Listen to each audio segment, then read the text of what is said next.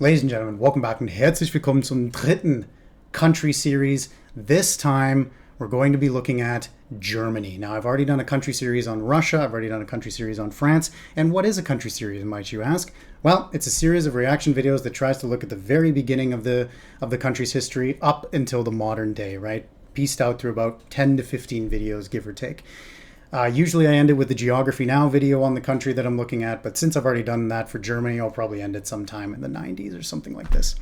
But Germany, a country with a lot of importance for Europe, obviously modernly as well. I think it's the fourth largest economy in the world, and a fascinating history, right? A lot of people focus on the world wars, and there will be videos on that too, of course, but I wanted to take a step back and really look at the very beginnings of the country and some of the stuff that maybe not as many people know. I don't actually know too much about it, so it's going to be a big learning experience for me, where I start to have my knowledge bases around Frederick the Great and Prussia and everything like this. So the early ancient Germanic stuff is going to be totally new for me, so I'm excited for that. If you haven't already yet, please remember to like, comment, subscribe. Oh, and I just wanted to say first, we're going to start by zooming out and looking at the entire animated history of Germany, parts 1 and 2. And then we're going to zoom back in and start to look at, those beginning videos up until the modern day. So if you haven't already yet, please remember to like, comment, subscribe. Let's get into it. Germany is located right in the center of Europe between its two largest neighbors, France and Poland. Strap yourselves in for a complicated one. When the Romans arrived in Germany, they found a land inhabited by a melting pot of Celtic and Germanic peoples. The diversity of the region didn't interest the Romans, who called the land west of the Rhine River Gaul and east of the river Germania. The Germanic peoples were really good at fighting the Romans, but the people in these regions lived mostly agrarian lifestyles in independent tribes. These small tribes soon became fewer big tribes. These tribes weren't a nation as such, but a conglomeration of independent smaller states for centuries, which is the reason why there are so many names for the German nation to this day. Yeah, that's true actually. I always wondered that. So in English, we call it Germany. I don't actually know where that comes from. Probably Germanic peoples, right? Germany, but Allemand in French, Tyskland in Danish, Duitsland in Dutch, and then I'm not even going to try. My Polish is not so good. How about Deutschland, right? In German, obviously, the land of the German peoples. German nation to this day. But there's actually a few more examples of that, actually, where I think, what's China? Huashao, right? I think is China in their own native language. There's quite a few countries like that. Of course, none of them are coming to mind. Österreich, right? Austria. And quite a few countries like that where the name of it is translated in different ways in multiple languages, right? Kind of a cool phenomenon, actually. The Germans expanded further into the weakening Roman Empire. This Great Migration period eventually became known as the Great Migration period. Historians aren't very creative.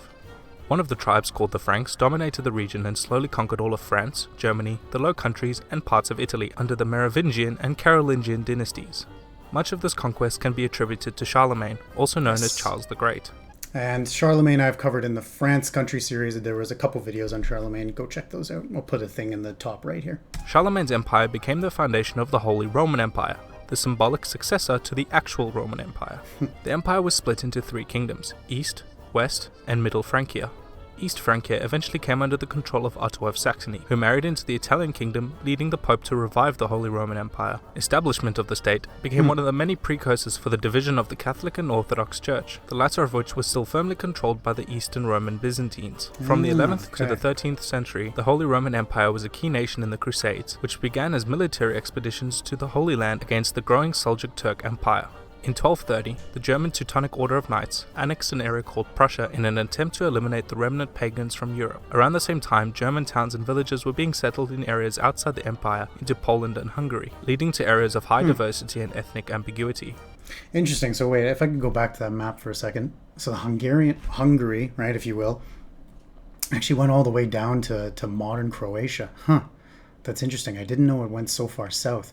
And even, it's not quite accurate, but it looks like even parts of Slovakia, I want to say, right? And actually down to maybe Bosnia, obviously all in modern terms, modern Bosnia as well.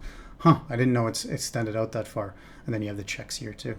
The areas of high diversity and ethnic ambiguity. Yeah, so there's actually an interesting map as well of World War One, of actually the borders, as you can see here, of World War Two. Right, you can see that Germany is split here between Poland, right? There's obviously that split between Königsberg, at least it's called Königsberg at the time, modernly Kaliningrad, and that's because all of this area here, although there were, of course, a lot of ethnic Germans in there, it was surrounded by ethnic Poles, right? It was the largest ethnic group in those regions. And so after the First World War, this area was all given to Poland, as well as, of course, I'm going to forget the name right now. Yep, of course, I'm going to forget it, of Lithuania as well, right? There was a lot of ethnic Lithuanians living there. Whoops. Perfect. Which was given to Lithuania, the newly founded state of Lithuania, after the First World War. Ethnic ambiguity. The best way to describe the Holy Roman Empire for the next few centuries is a very loosely united monarchy, with many smaller kingdoms and duchies with varying degrees of power and autonomy. The German lawyer Martin Luther began a period of change in the Catholic Church, which became known as the Protestant Reformation, making Germany a key focus in the splitting of the Church for a second time. Two kingdoms in the empire rose to dominate the rest: Habsburg Austria in the south and Brandenburg Prussia in the north. These two kingdoms became intense rivals, fighting wars and annexing large amounts of territory outside the empire. Both kingdoms fared very badly during the Napoleonic Wars, and the Holy Roman Empire was officially abolished by the French Empire, who came to influence much of Western Europe. The French Revolution began a decades-long rise in nationalism in Germany, and many of the people sought to unify into a single nation. Okay, so all of that is worthy of a thesis, right? Or a book, at least. But yeah, to basically sum it up, if you haven't seen the Napoleon series, go check that one out. That's kind of my main bread and butter at this point, is Epic History TV Napoleon videos. But anyways, Austria fails horrendously against Napoleon. And it isn't until the 7th coalition, right, that Napoleon is actually defeated. As well as here you have the Rhine states, which becomes the Confederation of the Rhine, which are, I don't want to say puppet states, but, they're sort of vassals, if you will. I'm probably getting the exact term incorrect, but of the French Empire too. And this is not the French Empire, sorry, France.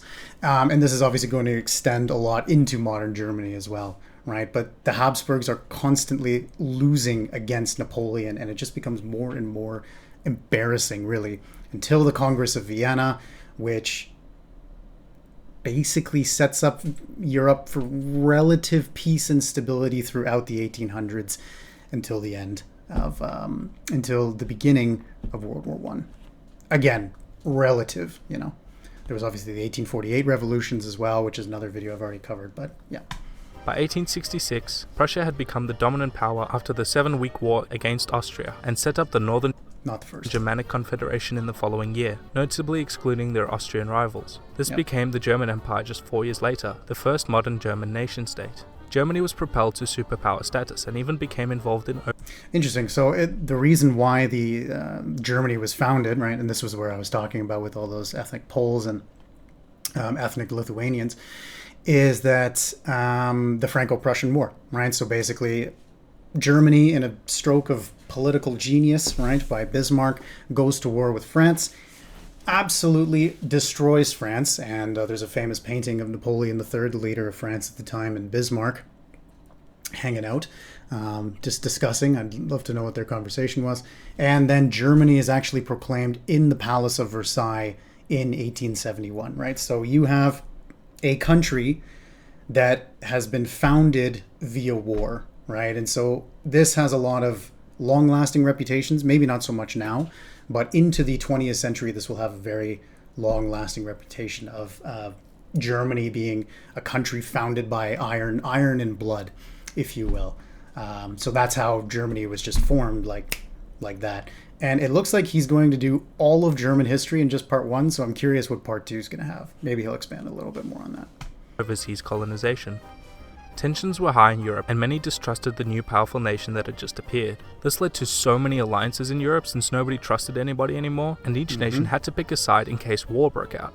And this preparation for war inevitably became its precursor, when the Slavic national... Yeah, and there were some fascinating alliances too, right? I mean, between Italy as well. I think Italy initially had an alliance with Austria-Hungary and Germany, although eventually, once war broke out, they were only compelled to join Austria if it was a defensive war. However, because it was an offensive war with Austria-Hungary invading Serbia in 1914, they were not obliged to join, and eventually they actually swapped to the Allies And then that's a whole other thing too. And then they don't get as much territory if they want. And there's a lot of, what would you say, anger and frustration. The fascists rise, and we go from there.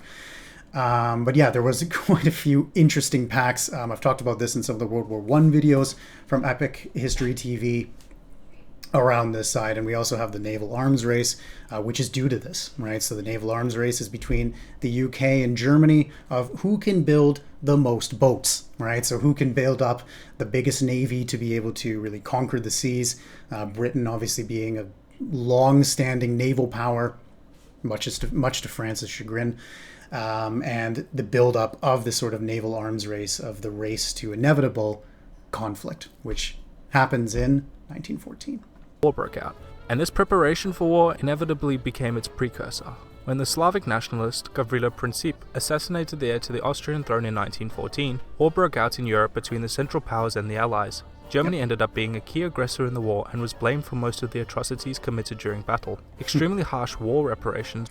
Why I'm laughing is because Austria starts the war, and no one kind of remembers Austria for starting the war. And then in the Second World War, an Austrian, right, starts the Second World War, and then everyone blames Germany for it. So Austria's just kind of sneaking its way through here of we did nothing wrong, right? And in the Second World War, they'll say that they were the first victims of Nazi aggression, which is nonsense. And thankfully, that's been come to terms modernly. But what I wanted to say is, yeah, that's the reason why Germany gets that blame. And Germany was actually very, very aggressive towards this, right? They write the infamous blank check, which is not an actual physical check, obviously, but the blank check to Austria saying that in any sort of conflict that you get into, we will support you for this. And why Germany takes a lot of this blame is because even though Austria did start it, as he said, it was a lot of aggression did come from Germany. They were the main power there, especially as Austria-Hungary is weakening. And Karl, the leader of Austria-Hungary after Franz Josef dies, tries to make peace with the Allies separately, which is embarrassingly, the letter for this is actually published by the French after he backs out of a few treaties and a few conditions and whatnot, further angering Germany. And by 1917, 1918, it's really just Germany that's fighting the war and trying to win, if you will. It's a gross oversimplification, but it's what you get with reaction videos. No script. I got no sources in front of me here. Were imposed on the state, and much of its territory was stripped in the Treaty of Versailles. This crippled the German economy, and angst against the Allied powers led to the rise of National Socialism, with Adolf Hitler, one of its main advocates, rising to power on the resentment held by the common people. Hitler became Chancellor. Sure, yeah, on top of that, a lot of other reasons as well, which we'll get into later. In the year 1933, instituting radical reforms, and imposing strict national radical reforms. He kind of murdered democracy, just some radical reforms, socialist ideals on the nation, which became known to the West as Nazi Germany. The regime was highly anti-Semitic and allied itself with fascist Italy and Imperial Japan to form the Axis powers of World War II. So notice, if I can go back a few seconds here. With fascist Italy and Imperial Japan to form the Axis powers of... So notice here too, Austria, which has been that border there. By 1939, that shouldn't be a border there, right? Austria is a part of Nazi Germany, as well as the Sudetenland, which was given up by the Allies as appeasement, and then the eventual invasion of Czechoslovakia, right? This is all Germany as well. Hungary, at this point, was not actually allied. Oh, wait, or no, were they? Ooh, no, they weren't. They weren't actually completely allied with Nazi Germany, although they became to be more and more reliant on them as trade partners, and Horthy does eventually join the war, as well as Romania and Bulgaria, which are not a part of the war at this time either. But that's how it looks in 1939, as sort of this through here, although Romania, Hungary, and Bulgaria will eventually join the Axis, and Japan, obviously, too. World War II. After a rapid expansion and then military decline, Nazi... Yeah, that's about right. And here in the south here, just really shouldn't be... whatever. Nice Sweden, by the way. Sorry, nice Finland. Anyways, you can see here as well that this is Vichy France, right? So this is the occupied part of France, and then Vichy France is its own separate government, which is full of Nazi collaborators. I talked about that in the French country series as well. Germany was defeated. Oh my god, this video is way too long. Divided along the zones of occupation by Allied powers. West and East Germany continued as neighbors for the next few decades, and the Berlin Wall was erected Video on around that West too. Berlin to prevent defectors from the communist East Germany. By 1990, the communist East collapsed, being reunited with West Germany. The new German Republic is known for its high quality of living, exceptional engineering, and for playing a key role in rebuilding Europe, being one of the key founders of the European Union and the Eurozone. Thank you very much for watching. All right, let's look at part 2 now. I'm very curious because he wrote this 2 years after, I think. This episode is brought to you by Squarespace, and yes, that means that I've been setting up my very own website. Using their super easy to use web design tools and templates, it's been an absolute blast. Use the offer code Sweeney or head to squarespace.com/Sweeney for 10% off your brand new website. That's all good. I do that on my job. The homeland of the heathen was once the far north. From the groves and forests to the streams and oceans, they lived in isolation from their kin for centuries. Out of necessity, the wisest and strongest among them ventured out, taking with them those brave enough to inhabit the Central European plateau. Their isolation had left them marked by their eyes the color of oceans and their hair made of liquid gold, or the amber that the sea spat onto their shores. In times of famine, they battled the marshes, the curse of troll's skin, and the flies sent by Woden to punish dishonorable men. When the famines lifted, they fought with each other for soil and till, as well as the great Roman hegemony to the south. Some barbarians would trade with the empire, and some would wage war on the silver-armored despots. The Romans, seeing the threat, would push further into the frontier beyond the great Rhine River, which they called Germania. Germania. Now there's an introduction. This is what, 2 years of... That's Stalin. This is what 2 years of production will do for you. This is crazy. Guys, on epic intro screen now.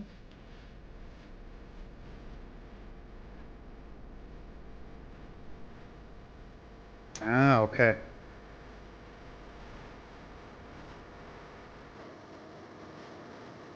It's like Skyrim techno.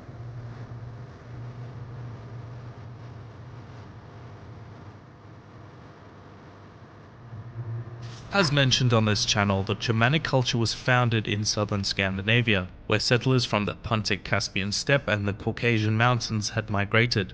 Central Europe at this time was dominated by other peoples, the largest of which were the Celts, who were being slowly conquered by the Romans from Italy. These proto-Germans had strong cultural traditions. They had chieftains and governing assemblies called Thingr, where all free men would gather to interpret the words of the law speaker on secular matters. Religious leaders held ceremonies and rituals, and they worshipped deities such as Woden, Donar, and others. We know these in English as Odin and Thor. Proto-Germans had migrated out of Scandinavia around the 5th century BC in response to increased demand for farmland, since Scandinavia could not support the growing population. This will sound familiar to those who've seen the episodes on Denmark and Sweden, since the same would cause the Vikings to raid Europe over a millennia later. These Germanic tribes drove out or subsumed the Celts who already lived in the area between the Maas River in the Netherlands to the Vistula River in Poland.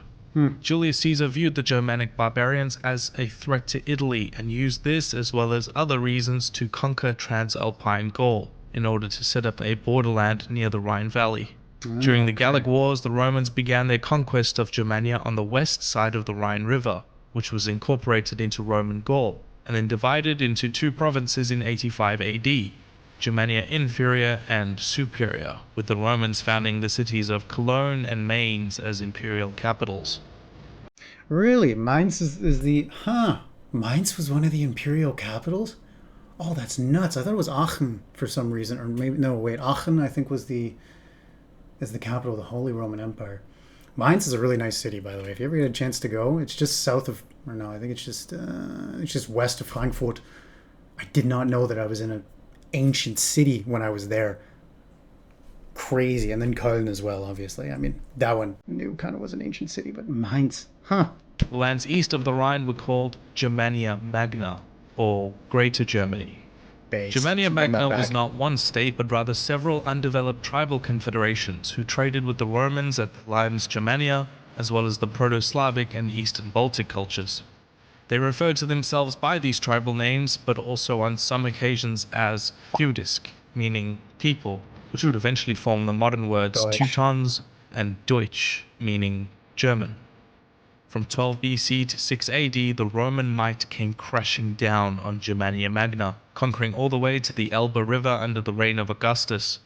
However, a general named Arminius, a German prince captured and raised by the Romans, betrayed the Roman armies and led an ambush of the legions in Teutoburg Forest, forcing a retreat back to the Rhine River.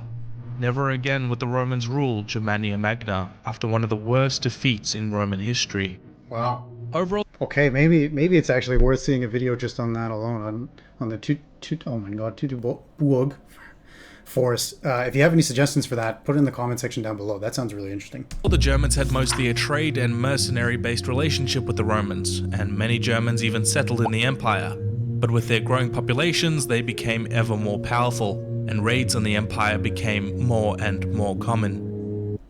What language did they speak? Were these all Frisian? I've heard of before. I think it's a. I want to say, yeah, I think it's a dialect. I don't think it's a language. I don't think it's mutually unintelligible with German. But what was the language capabilities of these certain tribes, and how different were those languages? As I said, were they mutually unintelligible, or were they just Germans? Right? Obviously, there's no Hochdeutsch yet, but. just as the Roman frontier was weakening, a huge-scale migration of Goths was happening, from their homeland in Sweden to the Vistula of Poland, and then to Crimea. Many Goths became pirates on the Black Sea. The Goths were a ferocious and powerful tribe, and many other groups such as the Vandals, Burgundians, Alemanni, and Marcomanni pushed further into Rome to escape the Goths in the north and east. Rome struggled for many years against these tribes, barely managing to hold back the Chatti, Chauci, and the Marcomanni. Okay, I gotta look into this. This is really interesting. The Goths then split into two factions, the Ostrogoths and the Visigoths. However, real large-scale invasions would be driven by not yet the Mongolians. another force. The Huns, probably cousins of the Xiongnu, invaded Europe in 373 like wildfire, destroying everything in their path. Largest, I think the third largest empire in human history was the Mongol Empire, which is crazy to think of how much territory they controlled. Albeit, though, people are so spread out. It's a little different, but nonetheless. They subjugated the Ostrogoths and harassed the other Germans and Romans alike. Soon, other Germanic tribes pushed into the weak heart of Rome while fleeing from Attila and his powerful armies. The Visigoths would sack and plunder Rome under King Alaric in 455, before eventually conquering and settling in Spain. The Vandals conquered a kingdom in northern Africa and Carthage, and also sacked Rome when a political marriage betrothal was broken by Rome. The sack of the city was so wanton that vandalism came to be the word for wholesale destruction in the Latin language. The Ostrogoths revolted against the Hunnic Empire, and once it collapsed, also eventually conquered parts of the Adriatic coastline before settling in the Kingdom of Italy. The rest of Rome was now ripe for the picking. The Burgundians negotiated a kingdom for themselves northwest of Italy. Part of the Suibhne Confederation conquered the west of Spain, while the rest settled north of the Burgundians under the name Alemanni. The Franks Which is probably where Allemand comes from for French language. took the lowlands, and the Angles, Saxons, and Utes, together with their cousins the Frisians, took Britannia, forming the basis of modern England. The whole of the Western Roman Empire had fallen to Germanic tribes, and several kingdoms were now where her provinces had once stood. Germania Magna was, however, still wild and barbaric, with little in the way of the institutions and infrastructure in the Roman south. The Saxons, Thuringians, and Lombards still led a tribal life in the mostly undeveloped land. That is, until an unlikely new power arose in the ashes of Roman Gaul: the Franks. I recently took this channel full time, and in doing so I decided to revisit some of my older episodes to take a more serious and in-depth look at their history.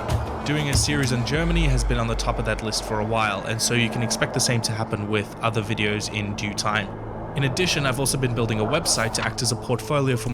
Okay, Is there a give me 1 second. Nope. Honestly, it looks like that's it. Part 2 for Germany, right? And then there was part 1. Yeah, part 1, which you made 7 years ago. Then a part 2 for Germany, and then das war's. That's how she goes. Okay, well, there you go. And spoiler for the next video.